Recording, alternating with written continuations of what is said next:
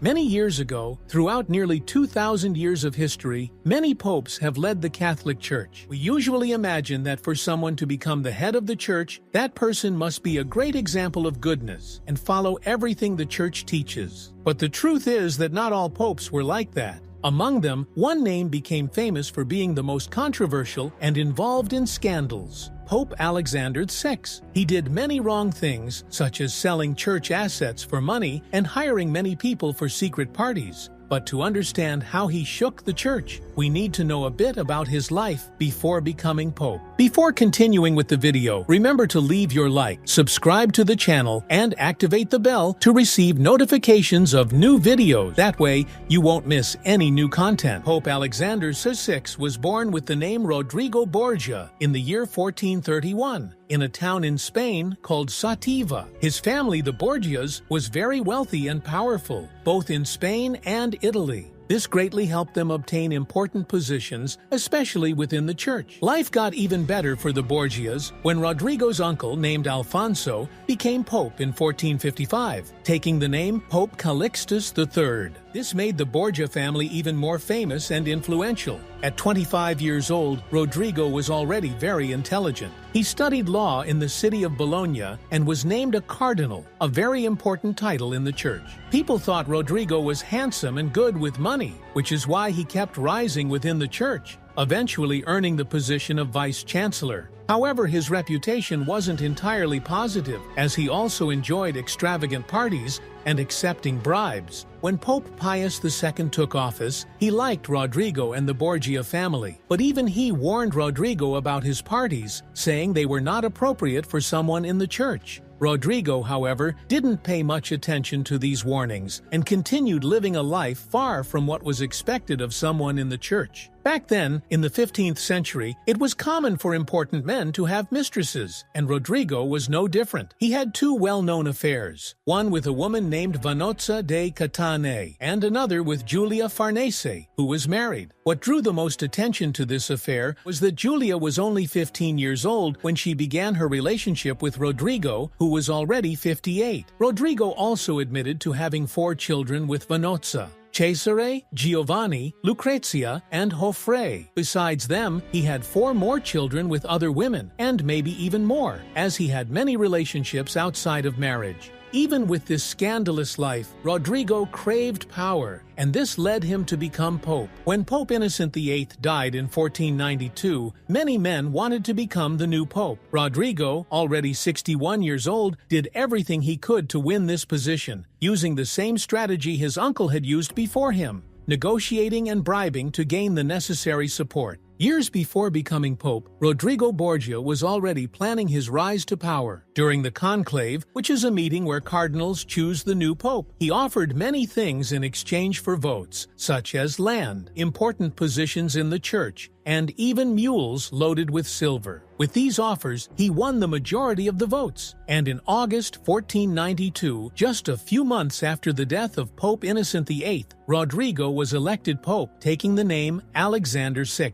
This achievement was a major milestone for the Borgia family, who greatly benefited during Alexander's papacy. Early on, he appointed 10 members of his family as cardinals, including his son Cesare, who was only 18 years old. Another person close to him who became a cardinal was Alessandro Farnese, the brother of his mistress Giulia Farnese. Many years later, Alessandro became pope, taking the name Paul III. While in power, Alexander VI also gave valuable gifts to his allies, such as fiefdoms, large pieces of land. Additionally, he practiced something very wrong called simony. Simony is the act of selling important church items, like positions, blessings, or sacred objects, in exchange for money. This was a huge problem, since the church was not supposed to engage in this kind of commerce. Alexander used his position and wealth to live in luxury, organizing many parties and ceremonies that went against what was expected of a pope. The most famous of these parties happened on October 30th, 1501, in the Apostolic Palace, which is the official residence of the Pope. This party became known as the Banquet of the Courtesans. The name gives a clue, but I'll explain what happened that night. Pope Alexander VI,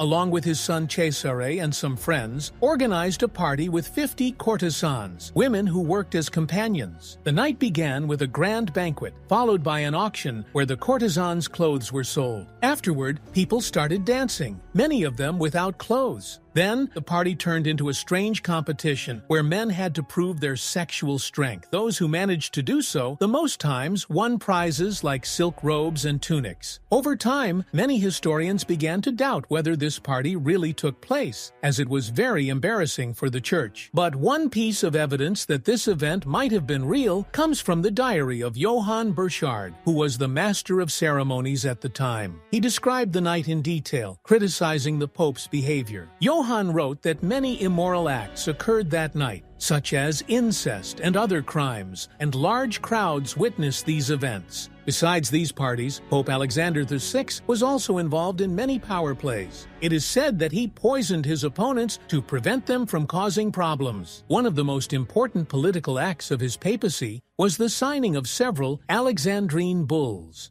These bulls were documents that helped divide the lands between Portugal and Spain during the Age of Exploration. One of the most famous was the Inter Caetera bull, which drew an imaginary line to separate newly discovered lands. This line gave the lands to the west to Spain and those to the east to Portugal. But the King of Portugal, Dom João II, was not happy with this division. So, in 1494, the Treaty of Tordesillas was signed, moving the line 370 leagues west of Cape Verde, giving more land to Portugal. Now, back to what happened to the Pope after the courtesans' banquet. Alexander VI's life did not last much longer. In 1503, he and his son Cesare became seriously ill. Cesare survived, but Alexander, at 72 years old, died after showing strange symptoms like body swelling and loss of color. There are two theories about his death. One says he died of malaria, and the other suspects he was accidentally poisoned, as Cesare intended to poison Cardinal Adriano Castellazzi. With his death, the papacy of Alexander VI